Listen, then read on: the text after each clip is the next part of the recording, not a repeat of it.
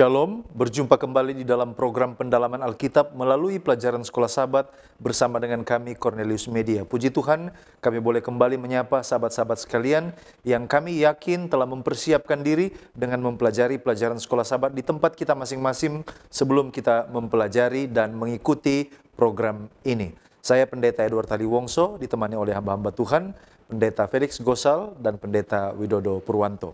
Kita sudah tiba di pelajaran yang ke-9 dengan tema kota yang disebut kekacauan. Kita akan masuk lebih dalam, tapi sebelumnya mari kita tunduk kepala, kita berdoa. Bapa Tuhan kami, Allah yang maha baik, terpujilah Engkau Tuhan.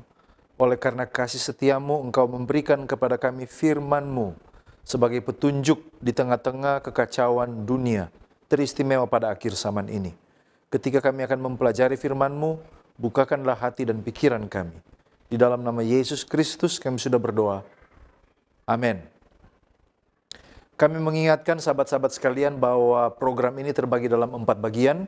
Yang pertama kita mencoba melihat dasar Alkitabiah dari pelajaran sepanjang pekan ini.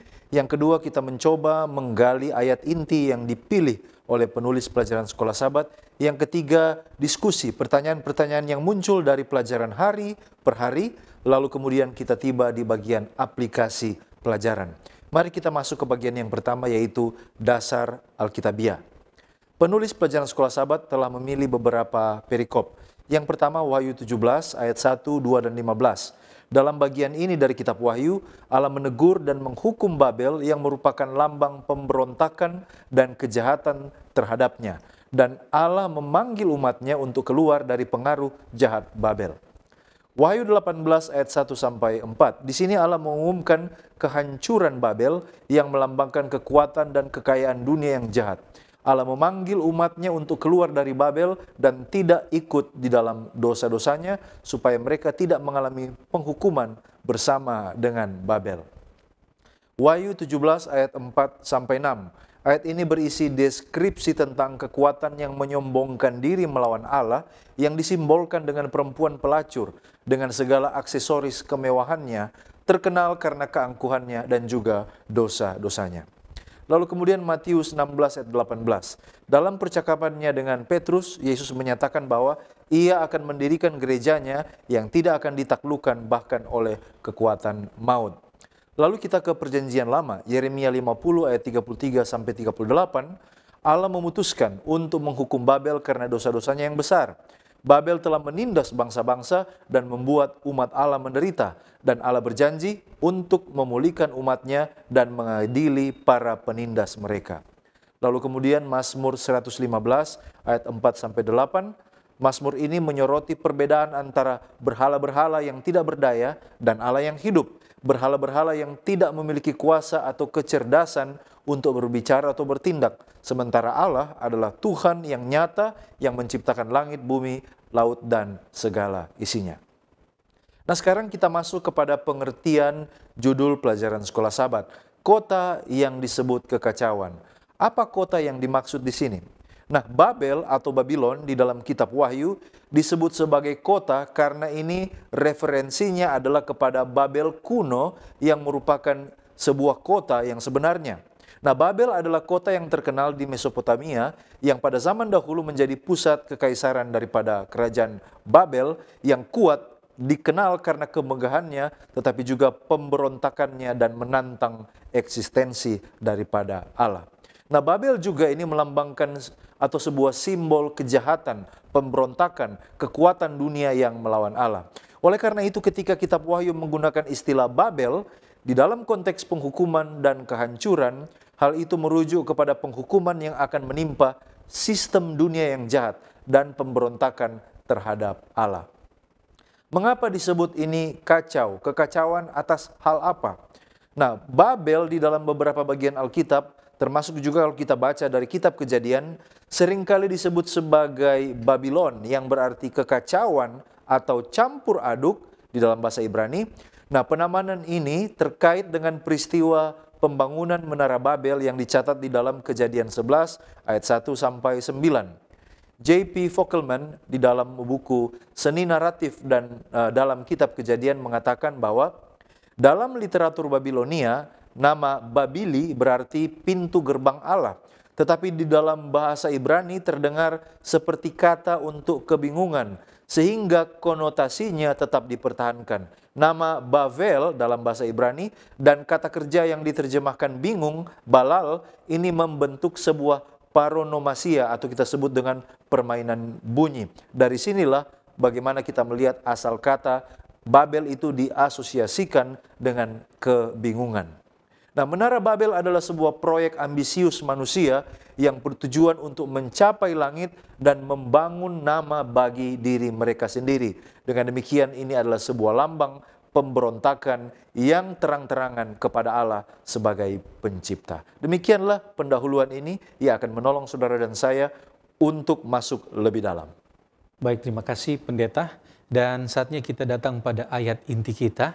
Ayat inti kita pada pelajaran pekan ini terambil dari kitab Wahyu pasal 17 ayatnya yang ke-14. Wahyu 17 ayatnya yang ke-14, di sana firman Tuhan mengatakan, mereka akan berperang melawan anak domba, tetapi anak domba akan mengalahkan mereka, karena ia adalah Tuhan di atas segala Tuhan dan Raja di atas segala Raja. Mereka bersama-sama dengan dia juga akan menang, yaitu mereka yang terpanggil, yang terpilih, dan yang setia. Baik, sebelum kita akan mendalami akan pemahaman pelajaran kita pada pekan ini, mari kita terlebih dahulu memahami ayat inti kita. Pertama-tama kita lihat konteks dari ayat inti kita, dalam situasi dan kondisi apa ayat inti kita ini ditulis. Nah, saudara, saya ingin ringkaskan dalam 3 hal. Yang pertama, Wahyu 17 ini, di dalam Wahyu 17 ini ada sebuah pemandangan mengenai penghakiman atas seorang wanita. Dikatakan di sini bahwa dia adalah wanita pelacur dan wanita ini duduk di atas seekor binatang yang memiliki 7 kepala dan 10 tanduk. Yang kedua, secara umum Wahyu 17 dan juga Wahyu pasal 18 adalah gambaran bagaimana kejatuhan dari Babylon. Dan yang terakhir, yang ketiga, secara khusus Wahyu pasal 17 ini memperlihatkan bagaimana agama yang murtad ini menipu dan menggoda bangsa-bangsa yang ada di dunia. Mari kita lihat ayat inti kita. Siapa yang dimaksudkan dengan mereka pada ayat inti kita di sini? Ada 2 hal dan kita bisa lihat di dalam ayat inti kita, mereka yang pertama dan mereka yang kedua. Kalau kita lihat mereka yang kedua ini secara khusus merujuk kepada pengikut Yesus, mereka yang menang, yaitu mereka yang terpanggil, dipilih, yang setia. Tetapi kita akan melihat siapa mereka yang pertama yang dituliskan di dalam ayat inti kita.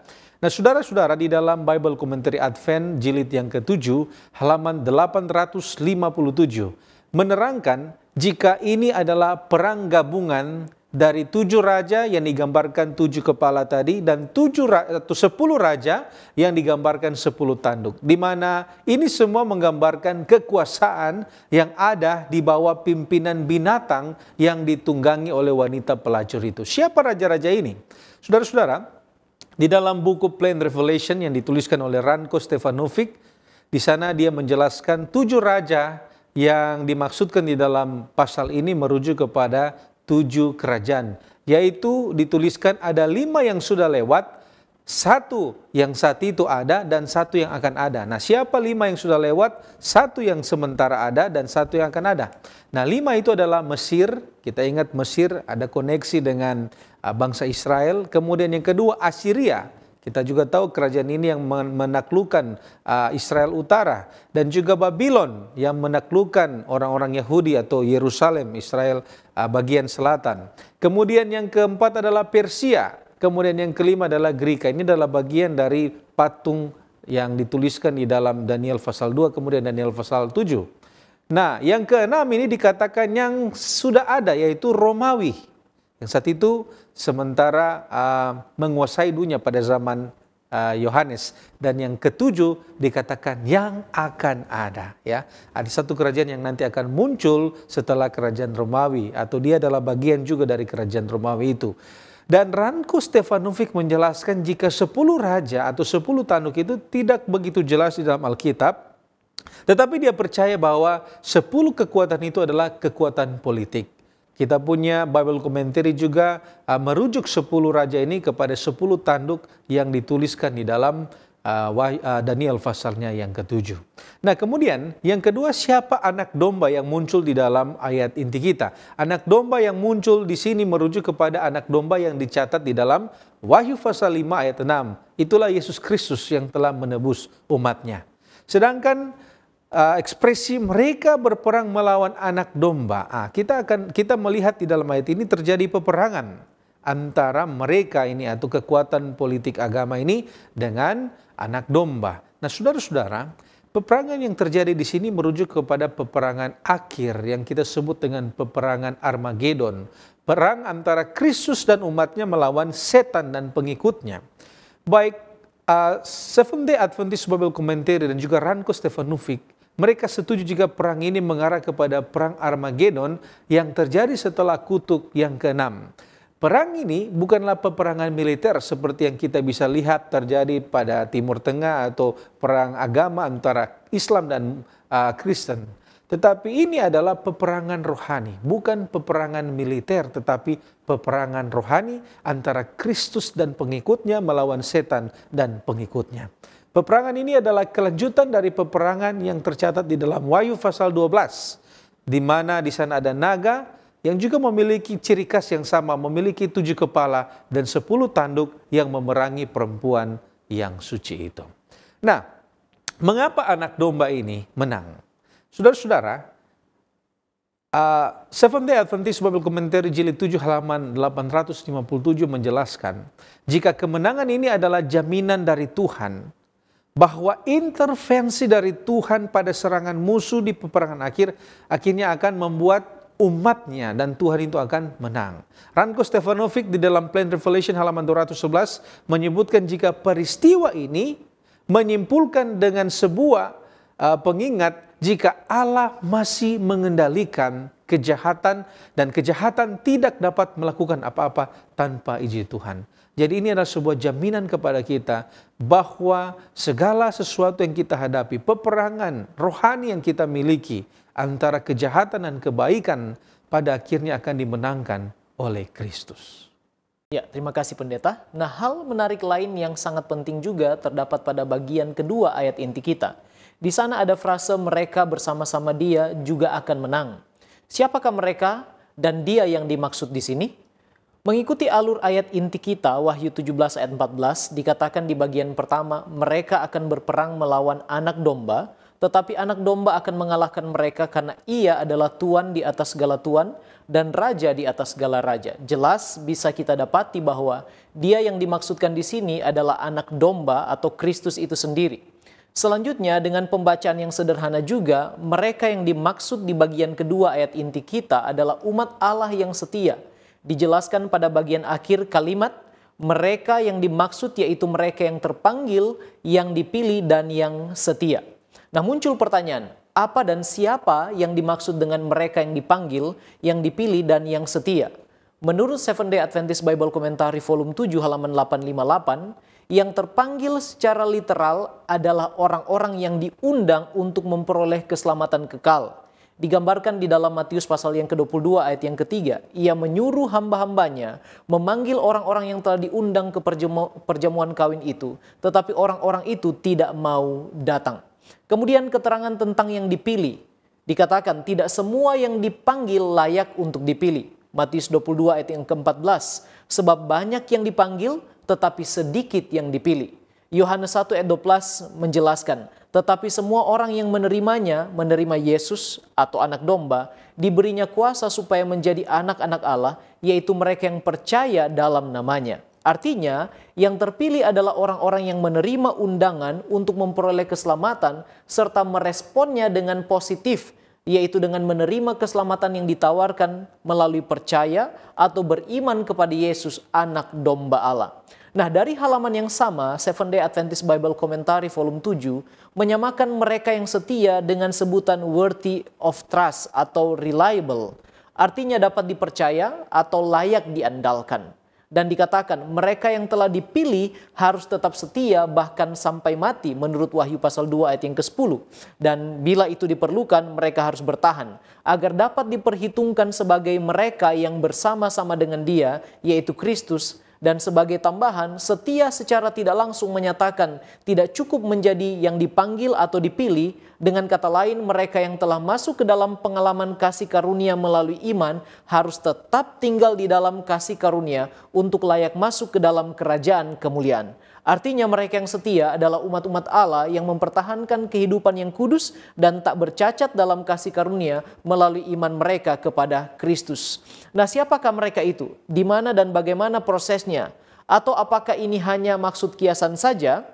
Dikatakan dalam Seventh-day Adventist Bible Commentary volume 7, 857, mereka ini adalah umat-umat Allah yang setia, yang dalam waktu yang lama telah menderita di tangan musuh-musuh mereka. Mereka akan dilepaskan ketika Dia yang adalah Tuhan di atas segala Tuhan dan Raja di atas segala Raja mengulurkan tangan yang perkasa dan maju untuk memenangkan tujuan mereka. Nah, bagi umat-umat Allah, dipanggil, dipilih, dan setia, prosesnya berlangsung selama kehidupan di dunia ini. Ini bukan hanya simbol, dan proses itu dimulai dengan menerima panggilan pertobatan atau repentance. Markus 1 ayat yang keempat, sama dengan Lukas 3 ayat 3, bertobatlah dan berilah dirimu dibaptis dan Allah akan mengampuni dosamu. Ayat yang ke-15, bertobatlah dan percayalah kepada Injil. Kemudian Kisah 3 ayat 19, karena itu sadarlah dan bertobatlah supaya dosamu dihapuskan. Ada panggilan kepada pertobatan. Nah, setelah proses pertobatan, memohon ampun dosa, maka orang berdosa akan mengalami pengalaman dibenarkan. Inilah yang dimaksud dengan proses justifikasi. Status orang berdosa berpindah dari maut kepada hidup. Dan setelah itu dilanjutkan dengan proses conversion atau lahir baru. Umat Allah dituntun kepada perubahan hidup oleh kuasa Roh Kudus. Yohanes 3 ayat yang kelima dan Matius 18 ayat yang ketiga mengatakan, kecuali engkau menjadi seperti anak kecil, barulah engkau boleh masuk ke dalam kerajaan Allah. Proses conversion ini adalah langkah paling awal dari proses sanctification atau penyucian. Secara sederhana, proses penyucian adalah pengalaman pertumbuhan rohani seseorang yang akan dimanifestasikan melalui penurutan kasih dan buah-buahnya, yaitu buah-buah roh. Dan proses ini berlangsung selama hidup dan ditandai dengan perkembangan tabiat atau perkembangan karakter.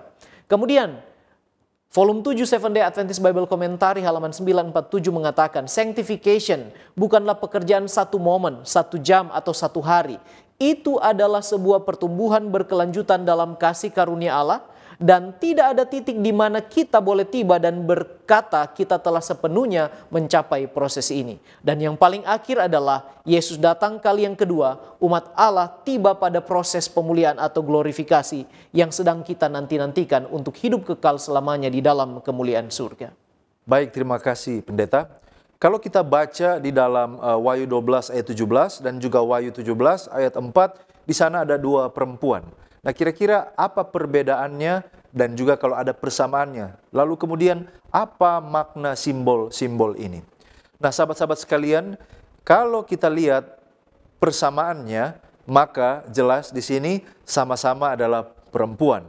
Nah, perempuan di dalam Alkitab secara konsisten itu selalu melambangkan umat Allah atau gereja. 2 Korintus 11 ayatnya yang kedua. Di seluruh kitab suci, seorang wanita yang murni melambangkan mempelai wanita Yesus atau gereja yang benar. Dalam Yeremia pasal 6 ayatnya yang kedua, Nabi berkata, adakah putri Sion sama seperti padang yang paling disukai? Nah, di sini Nabi menggunakan ungkapan putri Sion atau wanita yang setia untuk menggambarkan umat Allah. Kita juga bisa membandingkan di dalam Efesus 5 ayat 25 sampai 32 atau juga di Perjanjian Lama ada Hosea pasal 2 ayat 20. Seorang komentator Alkitab yang namanya Ranko Stefanovic dalam buku Revelation of Jesus Christ halaman 401 mengomentari tentang simbol ini. Di dalam Wahyu, kata loipoi atau yang sisa diterjemahkan sebagai yang sisa muncul hanya 3 kali dengan merujuk kepada umat Allah. Yang tersisa di Tiatira di Wahyu 2 ayat 24, di Sardis di Wahyu 3 ayat 2, dan yang terakhir di ayat yang kita bahas, yaitu di dalam Wahyu 12 ayat 17. Dengan merujuk kepada umat Allah di akhir zaman yang tersisa dari keturunan perempuan itu. Jadi jelas dari sini komentar dari Stefanovic mengatakan bahwa perempuan berasal dari umat yang sisa ini berasal dari keturunan perempuan yang lain, ini melambangkan kepada umat Allah di akhir zaman. Namun seorang penulis atau teolog Advent yang lain yang namanya adalah Hans K. Larondel, di dalam bukunya How to Understand the End Time Prophecies halaman 283 mengatakan bahwa ciri daripada umat yaitu memiliki kesaksian Yesus tidak terbatas pada gereja akhir zaman, tetapi merupakan karakteristik esensial dari para pengikut Kristus yang setia di sepanjang zaman kekristenan. Nah, jika demikian, kalau perempuan di Wahyu pasal 12 itu melambangkan gereja yang murni, umat Allah, mereka yang sisa, umat Allah yang sejati di akhir zaman, pertanyaannya sekarang, siapa wanita di Wahyu pasal 7 ayat 17 ayatnya yang keempat? Ada beberapa ciri di sana. Yang pertama, memakai kain ungu dan kirmisi. Ini adalah simbol kemewahan yang biasanya dimiliki oleh wanita pelacur. Contohnya kalau kita baca di dalam Yeremia pasal 4 ayat yang ke-30.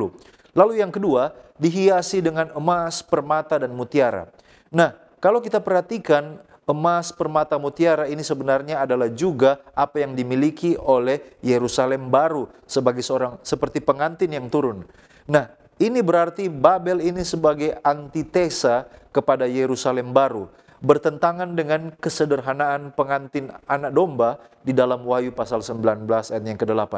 Yang ketiga, perempuan di dalam Wahyu 17 ayat 4 memegang cawan emas penuh dengan kekejian dan kenajisan percabulannya. Kalau kita kembali ke perjanjian lama, contohnya dalam Yeremia 51 ayat 7 sampai 8, Babylon ini adalah melambangkan suatu kekuatan yang akan membuat seluruh penduduk bumi mabuk dan pada akhirnya menyembah sang binatang. Ini ada di Wahyu pasal 14 ayat 8, Wahyu 17 ayat 2, dan Wahyu 18 ayatnya yang ketiga. Demikianlah persamaan dan juga perbedaan. Nah, sekarang yang jadi pertanyaan, apa nasib akhir dari masing-masing perempuan? Kalau kita lihat, maka perempuan yang setia pada akhirnya akan berdiri sebagai pemenang. Kalau kita baca di dalam Wahyu 17 ayat 14, di sana dikatakan, mereka akan berperang melawan anak domba, tetapi anak domba akan mengalahkan mereka, karena ia adalah Tuan di atas segala tuan dan Raja di atas segala raja. Mereka bersama-sama dengan dia juga akan menang, yaitu mereka yang terpanggil, yang dipilih, dan yang setia. Perempuan, umat yang sisa pada akhirnya akan berada pada pihak pemenang. Sementara lawannya, perempuan yang tidak setia pada akhirnya akan dibinasakan oleh mereka yang selama ini sebagai support sistemnya. Kita bisa membaca keterangan ini. Oleh karena pada akhirnya mereka yang mensupport dia akan disadarkan bahwa ternyata selama ini mereka disesatkan oleh tipu daya perempuan pelacur itu. Kalau kita baca di dalam Wahyu 17 ayat 15, lalu ia berkata kepadaku, semua air yang telah kau lihat di mana wanita pelacur itu duduk adalah bangsa-bangsa dan rakyat banyak dan kaum dan bahasa. Dan ke-10 tanduk yang telah kau lihat itu serta binatang itu akan membenci pelacur itu, dan mereka akan membuat dia menjadi sunyi dan telanjang, dan mereka akan memakan dagingnya dan membakarnya dengan api. Ayat 17. Sebab Allah telah menerangi hati mereka untuk melakukan kehendaknya dengan seia sekata dan untuk memberikan pemerintahan mereka kepada binatang itu sampai segala firman Allah telah digenapi. Jadi inilah perbedaan nasib akhir dari dua simbol perempuan yang melambangkan gereja Allah yang benar dan juga gereja yang telah bersina dengan pemerintah, dengan kekuatan politik yang ada di dunia ini yang menentang dan menganiaya umat Allah yang maha tinggi. Biarlah kita membuat pilihan yang benar supaya kita berada di antara umat-umat Tuhan yang nanti akan menjadi pemenang pada akhir zaman. Baik, terima kasih pendeta. Kita berbicara tentang perempuan. Nah, siapa perempuan yang lain yang dicatat di dalam Wahyu pasal 12? Saudara, dalam pelajaran sebelumnya kita telah belajar jika di dalam kitab Wahyu, perempuan itu melambangkan gereja. Dan keturunan yang lain itu melambangkan gereja yang lain atau gereja yang sisa.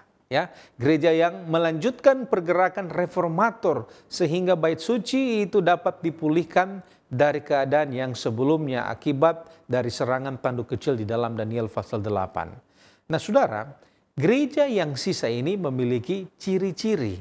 Ada dua disebutkan, menuruti hukum Allah dan kesaksian Yesus. Nah, apa artinya menurut hukum? Menurut hukum Allah berarti dia setia menjalankan hukum itu sebagai tanda perjanjian dan ikatan antara Allah dan umatnya. Dan dia benar-benar menjalankan hukum itu tidak hanya sebagian dijalankan tetapi seluruhnya dia jalankan. Yakobus 2 ayat 10 mengatakan sebab barang siapa menuruti seluruh hukum itu tetapi mengabaikan satu bagian daripadanya, ia bersalah terhadap seluruhnya. Jadi ini adalah ciri khas dari gereja yang sisa itu atau keturunannya yang lain, gerejanya yang lain itu. Artinya gereja yang melanjutkan semangat reformator itu. Gereja ini adalah gereja yang tidak mengabaikan tetapi justru menjalankan 10 hukum itu dari 1 sampai yang ke-10. Tidak ada satupun yang tidak diimplementasikan dalam pengajarannya dan di dalam misi gerejanya. Sedangkan kesaksian Yesus di sini, kalau kita baca Wahyu 19 ayat 10, di sana Alkitab mengatakan sembahlah Allah karena kesaksian Yesus adalah roh nubuat. Nah, artinya adalah gereja yang sisa ini percaya tuntunan Tuhan di akhir zaman, baik tadi lewat perintah-perintah Allah, tetapi juga lewat tuntunan roh nubuat. Wahyu di dalam Wahyu pasal 1 Yohanes memberikan pengakuan jika kesaksian yang diberikan Yesus itu adalah kitab Wahyu itu sendiri. Ini berarti bahwa gereja yang sisa ini adalah gereja yang tekun mempelajari kitab Wahyu atau kesaksian Yesus itu atau roh nubuat itu dalam pengajaran dan tuntunan iman mereka. Nah, saudara-saudara, apa arti perempuan di dalam Wahyu pasal 17? Kita melihat dua sosok wanita yang berbeda dengan ciri-ciri yang berbeda. Kalau tadi wanita yang pertama melambangkan gereja Allah yang sisa, yang ada di akhir zaman. Tetapi bagaimana dengan perempuan yang ada dalam Wahyu pasal 17? Nah, saudara, perempuan di dalam Wahyu pasal 17 ini memiliki ciri-ciri. Kalau kita bisa lihat di dalam Alkitab kita, salah satu ciri-cirinya adalah dia memakai kain ungu, kemudian kain kirmizi. Apa arti dari warna-warna kain ini? Nah, saudara, sekali lagi kita berbicara mengenai perempuan, ini berarti kita juga sementara berbicara mengenai gereja. Dan ini adalah ciri-ciri dari gereja yang dilambangkan dalam Wahyu pasal 17 disebut dengan perempuan pelacur. Seventh Day Adventist Bible Commentary halaman jilid 7 halaman 851 mengatakan bahwa ini adalah warna kerajaan. Ya, warna ungu itu adalah warna kerajaan. Sudah bisa baca juga di dalam Matius pasal 27-28. Dan kirmizi ini dianggap sebagai warna dosa. Kita baca itu di dalam Alkitab ya, sekalipun dosamu merah seperti kirmizi. Itu adalah warna atau lambang dosa dan juga lambang pelacur. Jadi, ini adalah kekuatan yang melekat pada wanita itu atau ciri yang melekat pada gereja itu. Di mana gereja ini memiliki kekuatan politik, kain ungu atau kerajaan, tetapi juga dia adalah gereja yang pelacur, artinya tidak menjalankan sistem keagamaannya dengan setia kepada Tuhan, tetapi menjalankan sistem keagamaannya dengan tidak setia kepada Tuhan. Kita sudah belajar di dalam Efesus pasal 5 bahwa Kristus itu adalah suami, sedangkan jemaat itu adalah istri. Jadi gereja ini dilambangkan dengan istri yang tidak setia kepada Tuhan. Dia menjalankan sistem agamanya dengan tidak setia kepada Tuhan. Nah, kemudian dikatakan bahwa di tangannya ada cawan emas. Nah, saudara-saudara, kembali lagi komentator Advent mengatakan bahwa emas dari cawan ini sebenarnya menipu manusia. Tidak seperti sifat aslinya. Dilihat seperti emas, sesuatu yang murni dan sangat berharga. Tetapi kita melihat bahwa isinya adalah kekejian, kenajisan percabulan. Ada yang tertipu di sini. Dia menipu bangsa-bangsa dengan cawan ini yang terlihat elok, terlihat murni, berharga. Tetapi isi dari cawan itu adalah sebuah kekejian, kenajisan percabulan. Nah, apa itu kekejian dan kenajisan percabulan? Saudara, kekejian di sini berhubungan erat dengan penyembahan berhala. Kita bisa baca itu di dalam cerita bangsa Israel perjanjian lama. Penyembahan berhala, percabulan. Oleh karena itu, apa yang ada di dalam cawan atau di dalam cup, di dalam cawan ini, cawan emas ini adalah sebuah atau sistem keagamaan yang tidak setia kepada Tuhan. Berhubungan dengan kekejian dan sesuatu yang tidak memuliakan Allah. Kemudian apa arti dari tulisan di dahi yang rahasia itu di dalam kitab Wahyu 17 ini. Nah saudara, kalau kita baca Wahyu 17 ayat 5, Alkitab mengatakan di sana, dan pada dahinya tertulis suatu nama, suatu rahasia, yaitu Babel besar, ibu dari wanita pelacur dan dari kekejian bumi.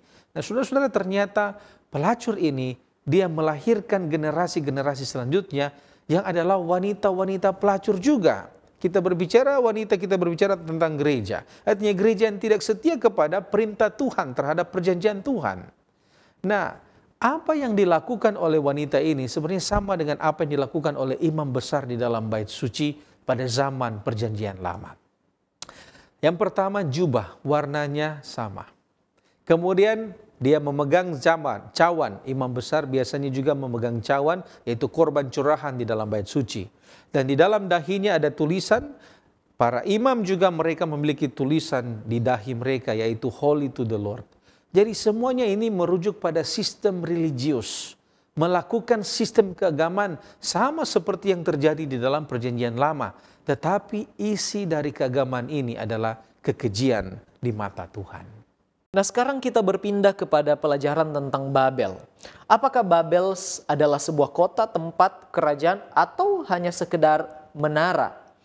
Nah untuk memberi penerangan tentang Babel, maka kita perlu membaca catatan di dalam kitab Kejadian pasal yang ke-11, serta pasal sebelumnya, Kejadian pasal yang ke-10. Mari kita terlebih dahulu membaca beberapa informasi dari Kejadian pasal yang ke-11. Ayat 1 dan ayat yang kedua dikatakan, adapun seluruh bumi, satu bahasanya dan satu logatnya. Maka berangkatlah mereka ke sebelah timur dan menjumpai tanah datar di tanah Sinear. Lalu menetaplah mereka di sana. Informasi dari ayat 1 dan 2 pasal 11. Ayat 4 dan 5, juga kata mereka, marilah kita dirikan bagi kita sebuah kota dengan sebuah menara yang puncaknya sampai ke langit. Dan marilah kita cari nama, supaya kita jangan terserak ke seluruh bumi. Kemudian ayat yang ke-9, itulah sebabnya sampai sekarang nama kota itu disebut Babel. Karena dari situlah dikacau balaukan Tuhan bahasa seluruh bumi. Dan dari situlah mereka diserahkan Tuhan ke seluruh bumi. Jadi dari informasi ayat-ayat yang kita baca, maka didapati bahwa Babel awalnya adalah sebuah kota yang di dalamnya orang-orang sesudah air bah, keturunan Nuh, menetap dan mencoba untuk membangun sebuah menara di dalamnya agar mereka boleh mencari nama dan kemudian melawan perintah Tuhan untuk mereka boleh memenuhi bumi. Disinilah tepatnya penjelasan tentang awal dari Allah menyerahkan manusia ke seluruh penjuru bumi dan awal mula adanya perbedaan bahasa dari bangsa-bangsa keturunan dari Nuh. Babel kemudian menjadi sebuah kerajaan Babylon di bawah kekuasaan atau pemerintahan dari Nimrod, anak dari Kus, anak dari Ham, artinya cucu dari Ham, dan cicit dari Nuh. Kejadian 10 ayat yang ke-8 sampai 10. Kus memperanakan Nimrod, dialah yang mula-mula sekali orang yang berkuasa di bumi. Ia seorang pemburu yang gagah perkasa di hadapan Tuhan. Sebab itu dikatakan orang seperti Nimrod, seorang pemburu yang gagah perkasa di hadapan Tuhan. Mula-mula kerajaannya terdiri dari Babel, Erek, dan Akad, semuanya di tanah Sinear. Nah kalau kita mengikuti catatan Alkitab, maka sepertinya kerajaan Babylon sudah ada sebelum menara Babel. Apalagi dicatat dalam Kejadian pasal yang ke-10. Beberapa orang juga mengkaitkan Nimrod dengan pembangunan menara Babel. Dan salah satunya adalah sejarawan Yahudi Josephus mengatakan bahwa Nimrodlah yang mendorong adanya pembangunan menara Babel. Namun demikian, banyak teolog dan komentator Alkitab termasuk teolog dari gereja Advent mengatakan bahwa Kejadian 11 adalah penjelasan detail dari pertanyaan yang muncul tentang adanya penyerahan keturunan Nuh serta perbedaan kaum dan bahasa yang dituliskan di dalam Kejadian 10 atau pasal sebelumnya. Contoh Kejadian 10 ayat yang kelima. Dari mereka inilah berpencar bangsa-bangsa daerah pesisir. Itulah keturunan Yafet, masing-masing di tanahnya dengan bahasanya sendiri menurut kaum dan bangsanya. Hal ini sama dengan informasi di dalam ayat yang ke-20 dan ayat yang ke-31. Ditambah lagi di dalam buku Bible History Old Testament volume 1 halaman 52 dikatakan bahwa Nimrod, pendiri kerajaan Babylon yang mengalahkan Assyria dan yang membangun Nineveh adalah putra dari Kus, orang yang gagah perkasa di bumi. Inilah yang mendirikan kerajaan dunia yang pertama. Jadi kita boleh dapat kesimpulan bahwa Menara Babel adalah cikal bakal dari kerajaan yang didirikan Nimrod selanjutnya. Kemudian ditambah lagi Alonso Trevor Jones dalam buku Christian Patronism halaman 14 mengatakan Nimrod adalah orang pertama di dunia yang memiliki keberanian untuk mengangkat dirinya sendiri dengan gelar dan hak penuh sebagai raja. Jadi kita dapati bahwa kronologinya adalah Babel, kemudian bangsa itu diserahkan, bahasanya dikacau balaukan oleh Tuhan, dan kemudian dari situ muncul kerajaan yang pertama yang pemerintahnya atau rajanya adalah Nimrod. Nah kemudian apakah kerajaan Babel kemudian menjadi Babilonia? Atau Babel adalah ibu kota dari kerajaan Babilonia? Babel sendiri adalah wilayah sebelah selatan Mesopotamia yang sekarang adalah negara Irak. Nah dalam buku Bible History Old Testament volume 1 halaman 52, halaman yang sama, dikatakan bahwa kerajaan Babilonia memiliki 4 kota, dan ini tercatat di dalam Kejadian pasal yang ke-10, yang ibu kotanya adalah Babel itu sendiri. Jadi perkembangan Babel ini kemudian menjadi Babylonian Empire yang ibu kotanya adalah Babel itu sendiri. Baik, terima kasih pendeta. Kita sekarang masih melanjutkan berbicara tentang Babel. Nah, apakah Babel ini dikasihi oleh Tuhan? Ataukah mungkin ada saatnya ketika Babel ini justru menjadi alat Tuhan? Nah, di dalam sejarah umat Allah, Tuhan pernah menggunakan Babel sebagai alatnya. Nah, dalam hal ini sebagai instrumen untuk mendatangkan penghukuman kepada bangsa Yehuda yang tegar tengkuk. Kita bisa baca ini di dalam Yeremia 27 ayatnya yang ke-6. Nah, di dalam Yeremia 27 ayat, kalau kita baca ayat-ayat di sana, jika bangsa Yehuda tunduk kepada Nebukadnezar Raja Babel, maka dia akan membiarkan bangsa Yehuda untuk tetap berada pada tanah mereka. Ini dicatat di dalam Yeremia 27 ayat 11. Namun kita tahu kenyataannya, karena bangsa Yehuda beraliansi dengan Mesir di 2 Raja-Raja 25, maka mereka menderita pengasingan di dalam cara yang sangat kejam. Nah, kalau kita baca, melihat amaran yang diberikan di dalam Wahyu pasal 18 ayatnya yang ke-5, di sana dikatakan, "Lalu aku mendengar suara lain dari sorga berkata, pergilah kamu hai umatku, pergilah daripadanya, supaya kamu jangan mengambil bagian di dalam dosa-dosanya, dan supaya kamu jangan turut ditimpa malapetaka-malapetakanya." Nah, perlu kita ketahui bahwa Babel yang dikecam di dalam kitab Wahyu adalah sebuah sistem keagamaan dan bukan individu. Saya ulangi sekali lagi, Babel yang dikecam di dalam kitab Wahyu adalah sebuah sistem keagamaan dan bukan individu. Allah mengasihi mereka yang ada di dalam sistem keagamaan ini. Bahkan umat-umat Yesus Kristus yang sejati, yang masih berada di dalam badan-badan keagamaan, akan merespon panggilannya dan bergabung dengan umat yang sisa pada akhir zaman. Kalau kita baca contohnya dalam Great Controversy, halaman 390, di sana dikatakan bahwa terlepas dari kegelapan rohani dan keterasingan dari Allah yang ada di gereja-gereja yang merupakan Babel, tubuh besar pengikut Kristus yang sejati masih dapat ditemukan di dalam persekutuan mereka. Ada banyak di antara mereka yang belum pernah melihat kebenaran-kebenaran khusus untuk saat ini. Tidak sedikit yang tidak puas dengan kondisi mereka saat ini dan merindukan terang yang lebih jelas. Mereka mencari dengan sia-sia gambaran Kristus di dalam gereja-gereja yang terhubung dengan mereka. Ketika badan-badan keagamaan ini semakin jauh menyimpang dari kebenaran dan bersekutu lebih dekat dengan dunia, perbedaan antara kedua kelas ini akan semakin melebar dan pada akhirnya akan mengakibatkan perpisahan. Dan perhatikan kata-kata berikut ini. Great Controversy halaman 390 kita lanjutkan. Waktunya akan tiba ketika mereka yang mengasihi Allah dengan sepenuh hati tidak dapat lagi berhubungan dengan mereka yang lebih mengasihi kesenangan daripada mengasihi Allah, yang memiliki bentuk kesalehan tetapi menyangkal kuasa daripadanya. Wahyu 18 menunjuk kepada suatu waktu sebagai akibat dari penolakan terhadap peringatan 3 kali lipat dari Wahyu pasal 14, 6-12. Gereja akan sepenuhnya mencapai kondisi yang dinubuatkan oleh malaikat kedua, dan umat Allah yang masih berada di Babel, perhatikan baik-baik, akan dipanggil untuk memisahkan diri dari persekutuannya. Jadi jelas saudaraku, di sini kita lihat bahwa Tuhan masih memiliki umat-umatnya bahkan di Babel sekalipun. Nah, secara spesifik, apa arti Babel dalam kitab Wahyu? Lalu kemudian maksudnya apa? Melambangkan apa? Kalau kita lihat komentar dari Mrs. Ellen White di dalam Kemenangan Akhir halaman 399, istilah Babel diambil dari kata Babel, Bavel di dalam bahasa Ibrani, melambangkan kekacauan dan digunakan di dalam Alkitab untuk menyatakan berbagai bentuk agama yang salah atau memelihara kesalahan atau murtad.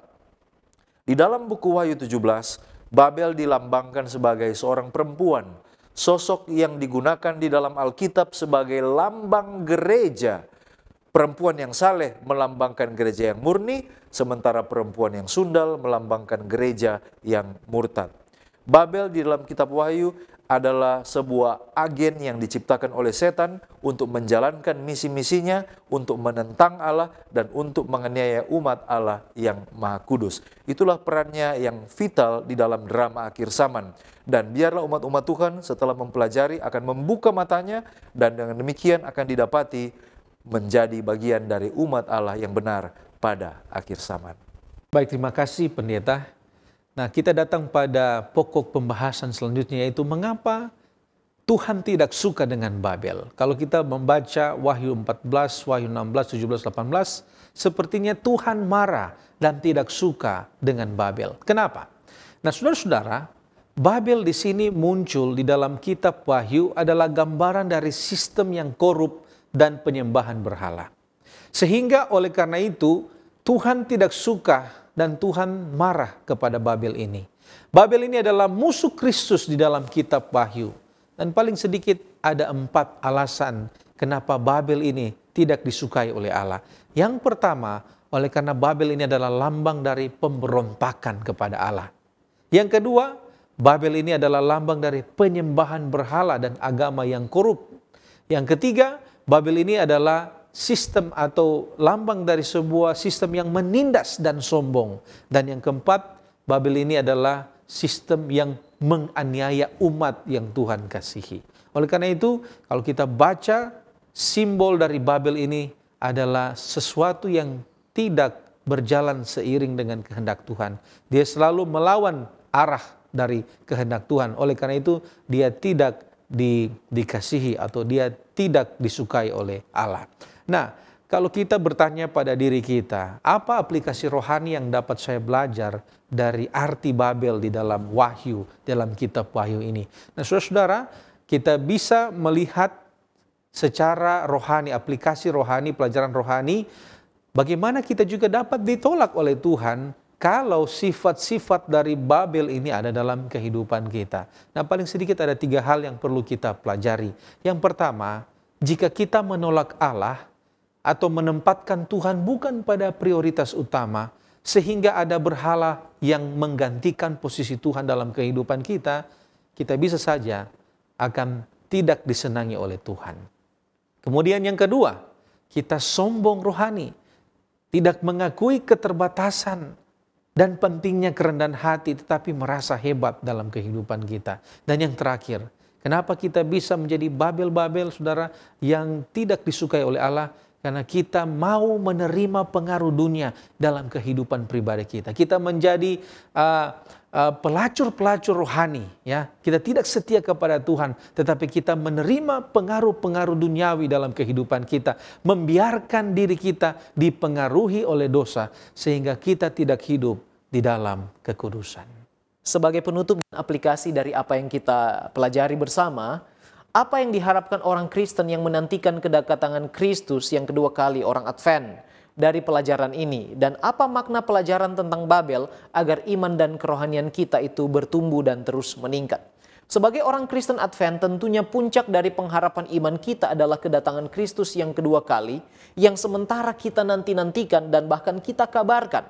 Maka kita ini disimbolkan dengan wanita yang berselubung matahari, yang setia kepada kekasih sejatinya, yaitu Yesus.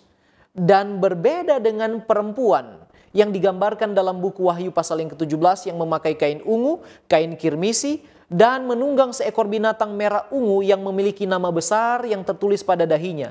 Rahasia Babel besar, ibu dari wanita-wanita pelacur. Nah, yang kita harapkan adalah apa yang dinubuatkan akan segera tergenapi, agar akan segera tiba juga masa kelepasan bagi kita, yaitu pada waktu Yesus datang kali yang kedua, kita akan menerima apa yang dijanjikannya, yaitu mahkota kemenangan, kemudian hidup kekal bersama Dia di dalam kerajaan surga. Nah, dari pelajaran tentang Babel, kota yang disebut kekacauan, maka paling tidak ada beberapa pelajaran rohani yang boleh kita ambil untuk menguatkan iman kita. Yang pertama, secara nubuatan kita semakin yakin bahwa kita adalah umat yang sisa, namun resikonya kita dimusuhi oleh naga tua atau setan. Dan demikian kita masih memiliki satu misi untuk memanggil mereka yang masih berada di dalam Babel, dalam sistem yang kacau, yang akan segera dirubuhkan oleh Allah. Itu adalah tugas dan tanggung jawab kita. Itulah sebabnya ajakannya, mari kita semakin giat di dalam menceritakan Injil kabar baik dan menuntun orang kepada doktrin dan kepercayaan yang sesuai dengan Alkitab, dan kita membawa mereka kepada penurutan yang dilandasi dengan kasih. Yang kedua, pelajaran tentang Babel membedakan dua sistem agama. Yang pertama didasarkan pada firman Allah dan Yesus sebagai pusatnya, sementara yang dilambangkan dengan Babel didasarkan pada para pemimpin agama yang pusatnya adalah manusia. Nah, untuk keselamatan kita perlu menerima itu dengan iman dan memanifestasikan iman kita itu melalui penurutan hukum Allah.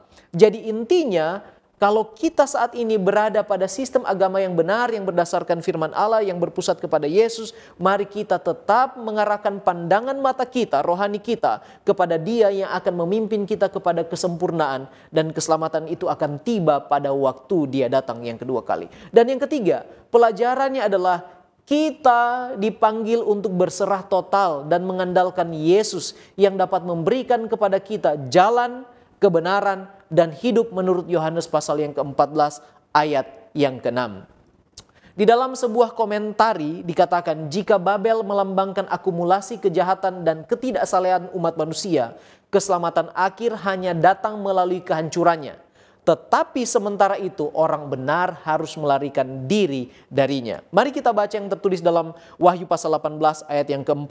Lalu aku mendengar suara lain dari sorga berkata, pergilah kamu hai umatku, pergilah daripadanya supaya kamu jangan mengambil bagian dalam dosa-dosanya, dan supaya kamu jangan turut ditimpa malapetaka-malapetakanya. Amaran bagi saya dan saudara, Tuhan masih memberi kesempatan kepada kita untuk kita boleh menilik dan merenung kembali, ada di manakah posisi kita. Apakah kita masih senang dengan kepercayaan-kepercayaan yang memabukkan kita, yang menyenangkan manusia saja, yang berlandaskan kepada perintah, adat, istiadat, tradisi manusia, atau kita sudah berada di jalan yang benar? Kalau kita masih berada di dalam sistem Babel, mari kita keluar daripadanya, menggabungkan diri dengan sistem agama yang benar, yang berlandaskan firman Tuhan, yang pusatnya adalah keselamatan oleh kasih karunia melalui iman di dalam Yesus Kristus. Kiranya kita boleh menggunakan kesempatan yang Tuhan masih percayakan ini, keluar dari kekacauan kepada kehidupan yang dipenuhi dengan terang dan kejelasan, bahwa satu saat nanti kita akan menjadi anak-anak Allah yang dimuliakan, hidup kekal dalam kerajaan sorga. Tuhan memberkati kita sekalian. Mari kita berdoa supaya kita tetap setia dan kuat sampai hari Maranatha. Terpujilah namamu ya Tuhan Allah kami, sebab Engkau baik. Engkau memberi kami kesempatan untuk belajar daripadamu, pelajaran yang sangat penting untuk pertumbuhan iman kami. Tuhan, biarlah pelajaran ini tidak hanya menjadi suatu pengetahuan belaka, melainkan oleh pertolongan Roh Kudus, kami dapat implementasikan itu di dalam kehidupan rohani kami. Kami boleh bertumbuh di dalam pengenalan akan Engkau, bertumbuh semakin kuat di dalam iman, pengharapan, dan kasih, semakin setia kepada Tuhan sambil menantikan kegenapan dari nubuatan yang Engkau tuliskan di dalam kitab Wahyu dan kitab para nabi. Tuhan, tolong kami semua, kami lemah dan berdosa. Kiranya Tuhan memampukan kami hari lepas hari untuk bertahan dalam setiap serangan si jahat, untuk bertahan dalam segala tantangan pencobaan hidup kami, sampai pada waktu kami dimuliakan pada hari Maranatha. Terpujilah Engkau Tuhan, inilah doa seru sembahyang kami. Pengharapan iman kami, kehidupan kami mau pasrahkan kepadamu. Ampuni kami dari dosa kami. Dalam nama Yesus kami sudah berdoa. Haleluya. Amin.